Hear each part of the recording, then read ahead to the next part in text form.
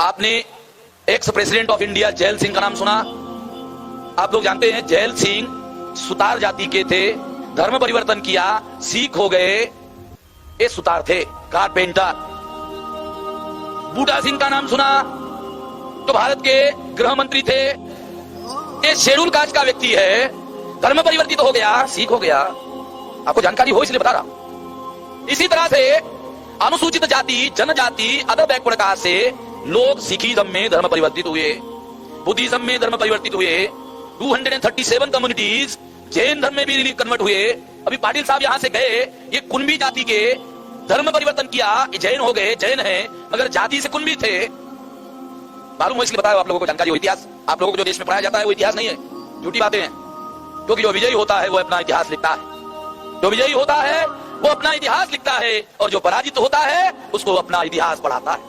इसलिए हमको जो इतिहास पढ़ाया जा रहा है वो असली नहीं है, इसलिए असली बता रहा।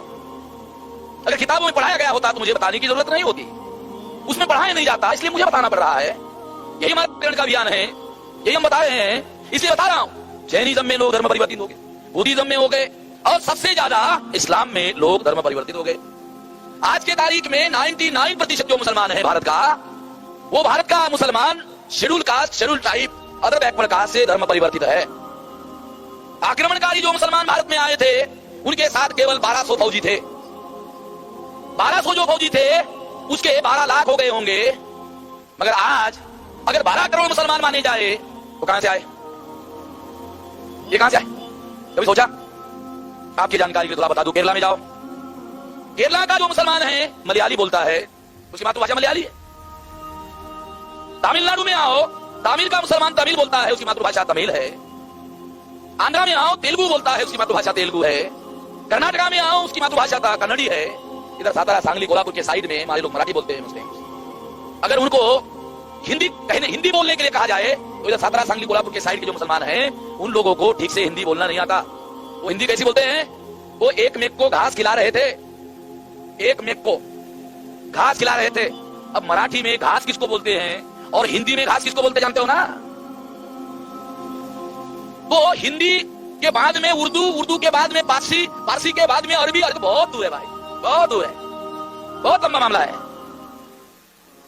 अगर इधर बॉम्बे के आगे गुजरात जाओ, गुजरात का मुसलमान गुजराती बोलता है, उसकी मातृभाषा गुजराती है। राजस्थान में जाओ, राजस्थानी बोलता है। मारवाड़ में जाओ, मारवाड़ी बोलता है। लखनऊ में जाओ, अवधी बोलता है। गोरखपुर में जाओ, भोजपुरी बोलता है। पटना में जाओ, मुसलमान मगधी बोलता है। बंगाल में जाओ, बंगाली बोलता है। सुनकर आश्चर्य होगा, बांग्लादेश की राष्ट्रभाषा जानते हो क्या है? बांग्लादेश की राष्ट्रभाषा बंगाली है। आप सोचते होंगे मुसलमानों का राष्ट्र है, उर्दू होगा, नहीं, बंगाली है। बांग्लादेश की राष्ट्रभाषा बंगाली है। क्यों? आपको थोड़ा बता दूं क्या बात है, क्या इतिहास है। जब परिवार के परिवार मुसलमान होने लगे तो उस परिवार में जो माँ इलिटरेट थी, अनपढ़ थी, गवार थी, वो परिवार के साथ इस्लाम में चली गई। उसको उर्दू कहां से आएगी, उसको अरबी बसी कहां से आएगी? वो जो बोलती है अपने बेटे को पढ़ाती है, अपने बेटे को समझाती है। जो बोलती है वही भाषा उसने अपने बेटे को पढ़ाई, समझाई। एक सबूत के तौर पर बता रहा हूं ताकि आप लोगों को पता चले कि जो धर्म परिवर्तित मूल निवासी है, ये यहाँ के धर्म परिवर्तित जो लोग हैं, ये यहाँ के मूल निवासी लोग हैं। और अगर बहुत बड़ा सबूत चाहिए तो डीएनए के आधार पर प्रमाणित कर लेना, मेडिकल साइंस के आधार पर प्रमाणित कर लेना। तो मैं ये बात आप लोगों को बता रहा था कि ये लोग यहां से धर्म परिवर्तित हो गए, एससी एसटी ओबीसी से। और जो लोग एससी एसटी ओबीसी में ही है तो हो गए, एक धर्म परिवर्तित हो गए और एक धर्म परिवर्तित नहीं हुए। ऐसे दो लोग हैं, एससी एसटी ओबीसी, जो धर्म परिवर्तित नहीं हुआ और जो धर्म परिवर्तित हो गए, सिख हो गया, मुसलमान हो गया, ईसाई हो गया, बुद्धिस्ट हो गया, जैन हो गया। ऐसे दो वर्ग हो गए। अब हमारे देश में फसाद होता है। जब फसाद होता है तो फसाद किसमें होता है जानते हो? जिन्होंने धर्म परिवर्तन नहीं किया, वो schedule caste, schedule tribe, other backward caste के जो लोग हैं वो लोग, और जो धर्म परिवर्तित होके मुसलमान हो गए और जो धर्म परिवर्तन नहीं किया, उन दोनों के बीच में फसाद होता है। उन दोनों के बीच में फसाद होता है। और जब दूसरे दिन अखबार में खबर आती है छपकर, तो खबर में क्या होता है? खबर में होता है हिंदू मुसलमान का फसाद। अखबार में क्या होता है? अखबार में होता है हिंदू मुसलमान का फसाद। मगर फसाद तो हिंदू मुसलमान का नहीं है। फसाद तो जो धर्म परिवर्तित नहीं हुए और जो धर्म परिवर्तित हुए, इनसे भी यहां से ही उधर गए, ये दोनों के बीच में फसाद होता है। मगर अखबार वाले लिख देते हैं कि फसाद हिंदू मुसलमान में हुआ। अखबार वाले ऐसा क्यों लिखते हैं? क्योंकि अखबार के मालिक बनिया है, और अखबार के संपादक ब्राह्मण हैं, अखबार के पत्रकार ब्राह्मण हैं, अखबार का मालिक बनिया है। इसलिए हम इस देश के प्रचार माध्यम का हमने नाम रखा ब्राह्मण बनिया प्रचार माध्यम। इसका नाम हमने रखा ब्राह्मण बनिया प्रचार माध्यम। इसका निर्माता कौन है? इसका निर्माता है मोहनदास करमचंद गांधी। गांधी जी बनिया थे। आजादी के आंदोलन में प्रचार करने की जरूरत थी। गांधी जी ने अपने भाइयों को समझाया और उन बनियों ने अखबार निकाले। आपको सबूत चाहिए? चलो सबूत बता देता हूं। टाइम्स ऑफ इंडिया जो ग्रुप है जैन बनिया का, एक्सप्रेस ग्रुप है गोयनका बनिया का। हमारे महाराष्ट्र में लोकमत ग्रुप है, आपके इधर भी आया होगा, आया, ए दरडा बनिया का। उत्तर भारत में जाओ, भास्कर अग्रवाल बनिया, जागरण ये भी बनिया का ग्रुप है। तो हमारे देश में जितने जैन पेपर निकलते हैं, जिसको श्रृंखलाबद्ध अखबार कहा जाता है, वो अखबार बनिया के मलकियत में है। अखबार के संपादक ब्राह्मण है, पत्रकार ब्राह्मण है। ब्राह्मण बनिया प्रचार माध्यम हो गया। जिस पर ब्राह्मण बनिया का कब्जा है, वो खबर क्या छापता है? वो खबर छापता है हिंदू मुसलमान का फसाद हो गया। फसाद हिंदू मुसलमान का नहीं हुआ। फसाद किसका हुआ? जो schedule caste, schedule tribe, other backward caste के लोग मुसलमान हो गए, और जो नहीं हुए और जो हुए उनके बीच में फसाद हुआ। अखबार वालों ने लिख दिया हिंदू मुसलमान का फसाद हुआ। मैं औरंगाबाद में वहां काम करता था, तो मैंने अपनी आंखों से देखा फसाद में क्या होता है मालूम है? जब अमन और चैन रहता है, शांति रहती है, तो लोग अपने को शेड्यूल कास्ट कहते हैं, शेड्यूल ट्राइब कहते हैं, अदर बैकवर्ड कास्ट कहते हैं। और जो फसाद होता है, जैसे ही फसाद होता है, वो जितने schedule caste, schedule tribe, other backward caste के लोग होते हैं, वो सारे के सारे हिंदू हो जाते हैं। जब फसाद होता है तब हिंदू होते हैं। क्यों हिंदू होते हैं जानते हो? क्योंकि फसाद में मारकाट शुरू होती है, और मारकाट में मारने वाला आदमी देखता है कौन है, तो बोलता है हिंदू, हाँ जा जा जा जा। यानी बचने के लिए अगर वो अपने को हिंदू नहीं कहता है तो साले को मार देते। क्या कहता है? हिंदू। सही बोल रहा है? देख, तो छानबीन करेंगे तेरी, कपड़े उतार कर, यानी वो भी चलता है। तो फसाद में ये लोग अनुसूचित जाति जनजाति बैकवर्ड क्लासेस के लोग हिंदू बन जाते हैं। जब तक फसाद का प्रभाव रहता है, लोग हिंदू बने रहते हैं, और जैसे ही अमन शांति आ जाती है, लोग अपने को schedule caste, schedule tribe, other backward caste कहना शुरू कर देते हैं। इससे क्या प्रमाणित होता है? इससे प्रमाणित होता है कि अगर इस देश में अनुसूचित जाति जनजाति, अदर बैकवर्ड क्लासेस के लोगों को हिंदू बनाना है, तो हिंदू बनाने के लिए फसाद करवाना जरूरी है। ध्यान रखना, काल्पनिक बातें नहीं कह रहा हूं। अगर इस देश में हिंदू बनाना है किसी को, तो हिंदू बनाने का एक तरीका है। फसाद में अगर लोग हिंदू होते हैं, शिवसेना का पूना में अधिवेशन हुआ था पहला, तो उस अधिवेशन में प्रोफेसर देशपांडे नाम के एक ब्राह्मण प्रोफेसर वहां एक्सपर्ट के तौर पर बोलने के लिए उन्होंने बुलाया। तो उन्होंने अपने भाषण में एक सिद्धांत बताया। क्या सिद्धांत बताया? कि हिंदुओं की जागृति प्रतिक्रिया से होती है। हिंदुओं की जागृति प्रतिक्रिया से होती है। मगर उसने सिद्धांत आधा बताया, पूरा नहीं बताया। मैं बता देता हूं पूरा, क्योंकि आधा खतरनाक होता है, इसलिए पूरा बताना जरूरी है। हिंदुओं की जागृति प्रतिक्रिया से होती है, और प्रतिक्रिया फसाद से होती है। अब हो गया पूरा। हिंदुओं की जागृति प्रतिक्रिया से होती है। अगर हिंदुओं में हिंदू की जागृति निर्माण करनी है, तो देशपांडे का कहना है प्रतिक्रिया निर्माण करनी होगी।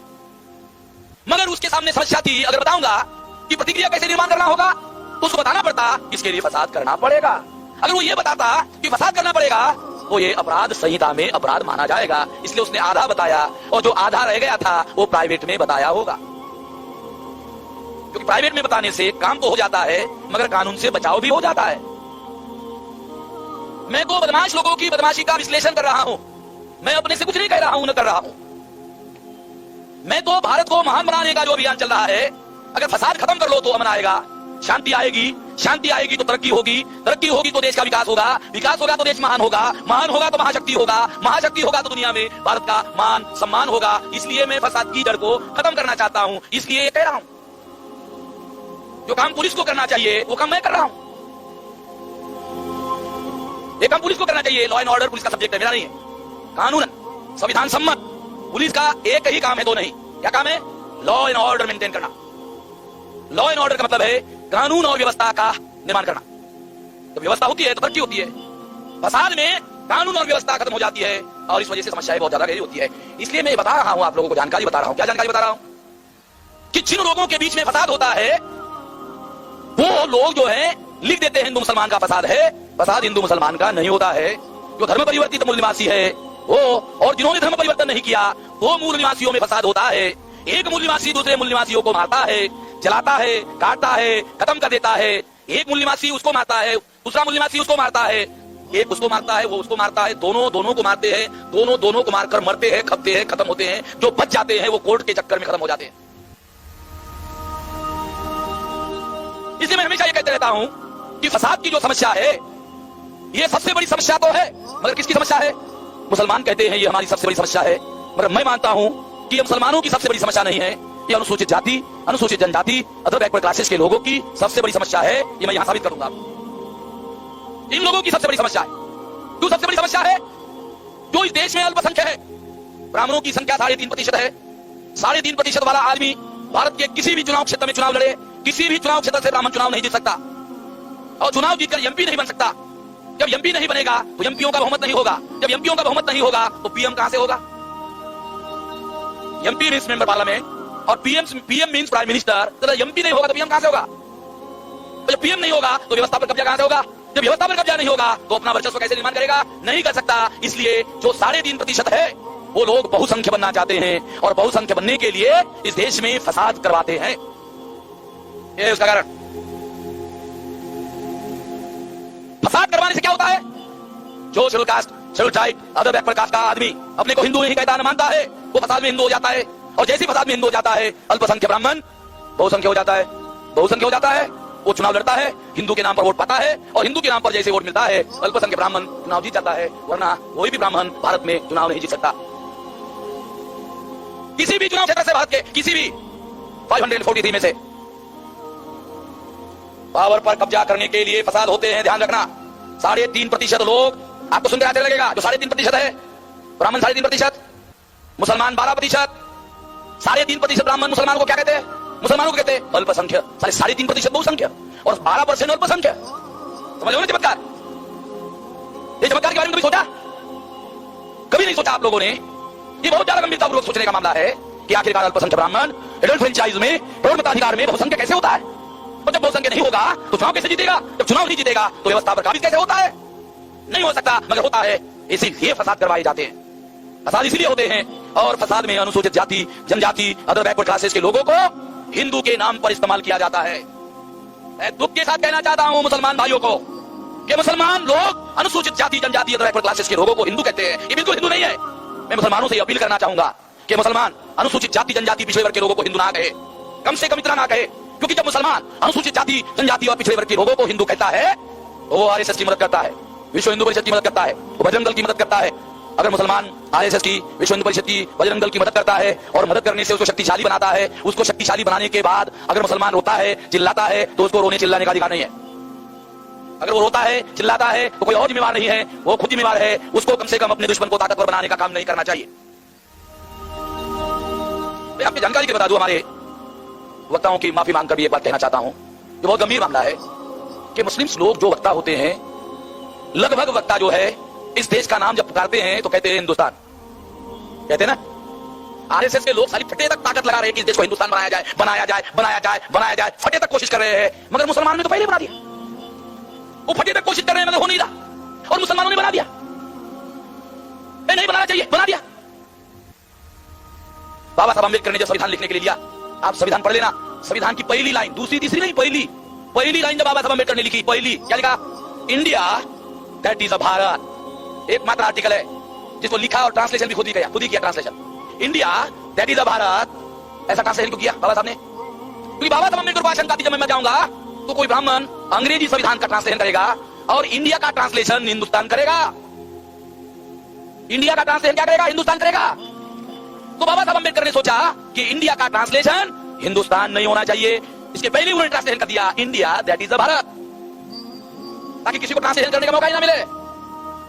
रिफ्लेक्शन ऑफ माइंड है बाबा साहब अम्बेडकर का, कि बाबा साहब अम्बेडकर भारत को हिंदुस्तान न कहते थे न मानते थे। अगर भारत का संविधान हिंदुस्तान नहीं मानता तो मुसलमान भारत को हिंदुस्तान क्यों कहता है? और ऐसा कह के वो आरएसएस का, बीजेपी का, बजरंग दल का, विश्व हिंदू परिषद का अगर वो मदद करता है और मदद करके उसको मजबूत बनाता है और मजबूत बनाकर ताकतवर बनाता है, अगर वो दुश्मन ताकतवर बन जाता है, ताकतवर बनने के बाद अगर वो मुसलमानों की पिटाई करता है, तो पिटाई करने के बाद मुसलमानों को रोना नहीं चाहिए, चिल्लाना नहीं चाहिए। अगर रोना नहीं है, चिल्लाना नहीं है, तो अपने दुश्मनों को ताकतवर बनाने का काम नहीं करना चाहिए। अगर आप अपने दुश्मनों को ताकतवर नहीं बनाते हो, तो फिर आप लोगों को इसके विरोध में आवाज उठाने की या तो इज्जत करने की अधिकार है, माना जा सकता है।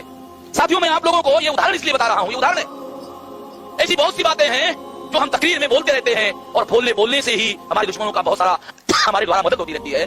कम से कम अगर हम दुश्मन को कमजोर नहीं बना सकते, तो कम से कम दुश्मन को ताकतवर नहीं बनाना चाहिए। अगर दुश्मन को हम लोग कमजोर नहीं कर सकते, तो कम से कम उसको ताकतवर नहीं बनाना चाहिए। कम से कम इतना तो हम कर सकते हैं, ये हमको करना चाहिए। तो साथियों, मैं ये बता रहा था कि इस देश में फसाद करने के लिए अनुसूचित जाति, जनजाति और बैकवर्ड क्लासेस के लोगों को कैसे तैयार किया जाता है फसाद करने के लिए? उनको कहा जाता है मुसलमान विदेशी है। आपको जानकारी होनी चाहिए, आपको प्रतिवाद करना है। आपको प्रतिवाद करने के लिए आपके पास इंफॉर्मेशन चाहिए। वो कहते हैं उनके बीच में जाकर क्या कहते हैं? मुसलमान विदेशी है। और मुसलमान क्या कहते हैं? इसका क्या जवाब देते हैं? मुसलमान जवाब देते हैं बाबर हमारा पुरखा है, अकबर हमारा पुरखा है, औरंगजेब हमारा पुरखा है। देखो जवाब क्या देते हैं। वो कहते हैं मुसलमान विदेशी है, और मुसलमान कहता है बाबर हमारा पुरखा है, अकबर हमारा पुरखा है, हुमायूं हमारा पुरखा है। जो विदेशी आक्रमणकारी है उसको मुसलमान कहता है हमारा पुरखा है। जब मुसलमान कहेगा वो हमारा पुरखा है, तो आरएसएस कहता है मुसलमान विदेशी है। तो क्या मुसलमान साबित नहीं करता कि मुसलमान विदेशी है? क्या मुसलमानों को ये साबित करना चाहिए कि मुसलमान विदेशी है? भाई कम से कम अपना बचाव तो करना चाहिए भाई, कम से कम अपना डिफेंस तो करना चाहिए। इससे संकट तो निर्माण होता है, ये संकट तो निर्माण नहीं होने देना चाहिए अपने सामने। वो कहते हैं विदेशी है। मैं लोगों को बताता हूं सारे देश भर में 99% मुसलमान धर्म परिवर्तित मुसलमान है। और धर्म परिवर्तन क्यों किया? क्योंकि इन लोगों ने धर्म परिवर्तन, ये धर्म परिवर्तन किया, ये सही किया, गलत बिल्कुल नहीं किया। ये धर्म परिवर्तन का आंदोलन, ये हमारे लोगों के मान, सम्मान, स्वाभिमान का आंदोलन है। क्यों है?